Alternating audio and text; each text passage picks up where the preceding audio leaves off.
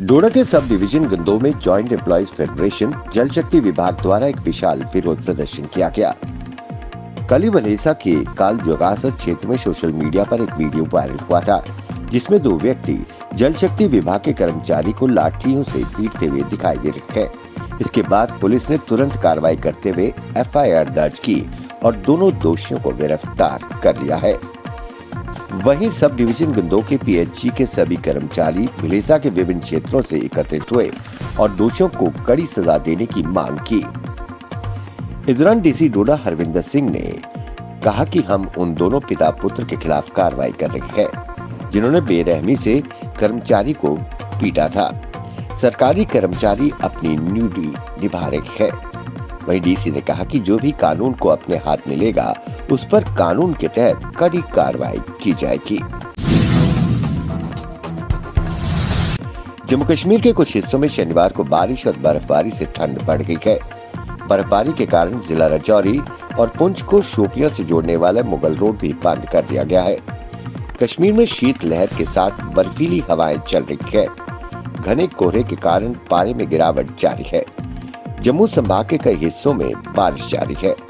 मौसम विज्ञान केंद्र श्रीनगर के अनुसार इतवार को भी कुछ हिस्सों में बारिश और बर्फबारी हो सकती है।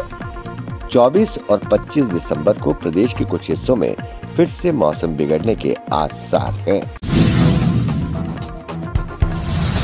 पुंछ के सूरनकोट के बाईपास रोड के पोथा स्थित ईरान सेवा केंद्र प्रोड्यूसर कंपनी लिमिटेड AMUL पशु चारा और अन्य जैविक उर्वरकों की बिक्री के लिए आउटलेट का उद्घाटन किया गया। इसका उद्घाटन CSE SPV district manager Imtiaz Ahmed और कंपनी डायरेक्टर एजाज अहमद द्वारा किया गया। इस दौरान DDC सुहेल मलिक मुख्य अतिथि के तौर पर उपस्थित थे। कार्यक्रम के दौरान एग्रीकल्चर डिपार्टमेंट के अधिकारी व बड़ी संख्या में किसान उपस्थित रहे। इस मौके पर SDAO सूरनकोट ने किसानों को संबोधित करते हुए कृषि समुदाय के कल्याण के लिए जैविक खेती और प्राकृतिक खेती पर जोर दिया। विजय दिवस को मनाने के लिए भारतीय सेना के युद्ध स्मारक पर एक भव्य पुष्पांजलि समारोह का आयोजन सेना के बहादुरों की वीरता और बलिदान को याद कर विशेष रूप से 1971 के भारत पाकिस्तान युद्ध के दौरान अपने प्राणों की आहुति देने के लिए जंगड़ युद्ध स्मारक पर पुष्पांजलि अर्पित की गई। इस समारोह में नौशहरा, बवानी और झांगड़ के सभी दिग्गजों ने हिस्सा लिया।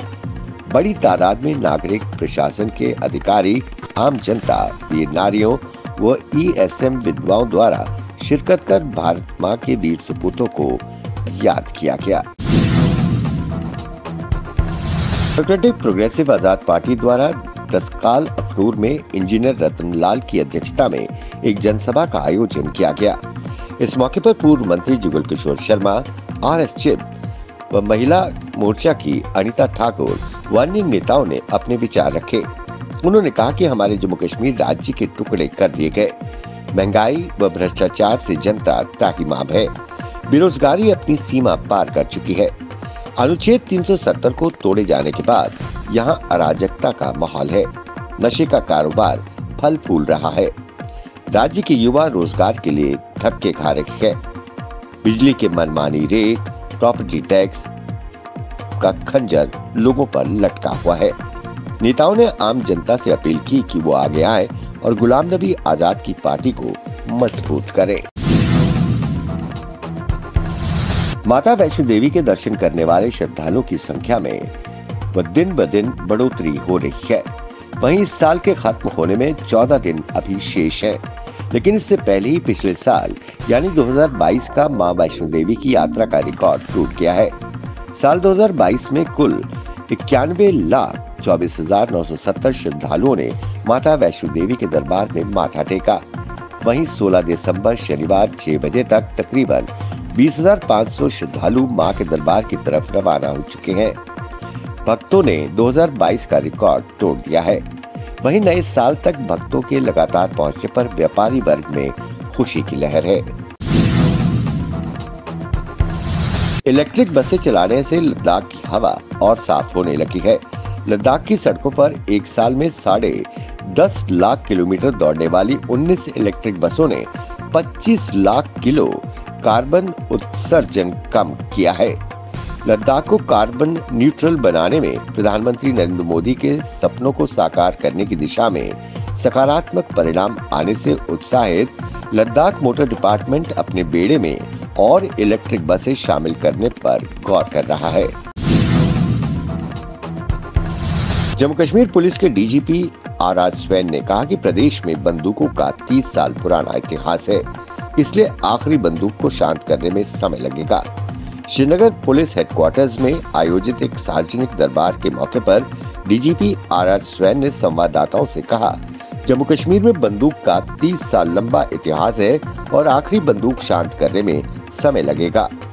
पुलिसिंग बहुत कठिन काम है और जनता के सहयोग के बिना पुलिस अधूरी है। हमें ये सुनिश्चित करना होगा कि वास्तविक पक्ष को न्याय मिले।